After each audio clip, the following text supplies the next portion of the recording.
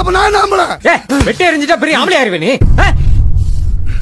கட்டிக்கிட்ட பொண்டாடிய கடைசி வரையும் கண் கலங்காம கலங்கப்படுத்தாம காப்பாத்துறவன் உண்மையான ஆம்பளை. இப்படி அருவா தூக்குறவன் இல்ல.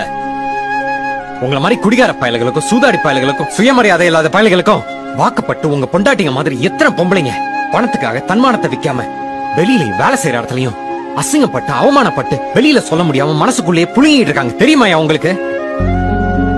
நீங்க மட்டும் குடிக்காம சூதாடாம மரியாதை வேலைக்கு போயிருந்தா அவ எதுக்கு கூப்பிட போறா?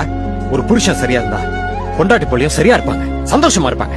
ஒரு புருஷன் சரியா இல்லைன்னா பொண்டாட்டி என்ன பண்ணுவா? நம்ம கொடுத்து பாப்போம் கூப்பிட்டு பாப்போம் எத்தனை பேர் நாய அலையறானுங்க தெரியுமாயா?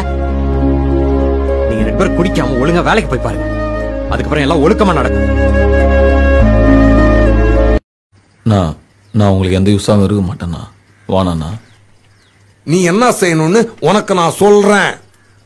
என்னாண்ட வேலை செய்யணும் நான் உனக்கு சொல்றேன். புரியுதா உனக்கு?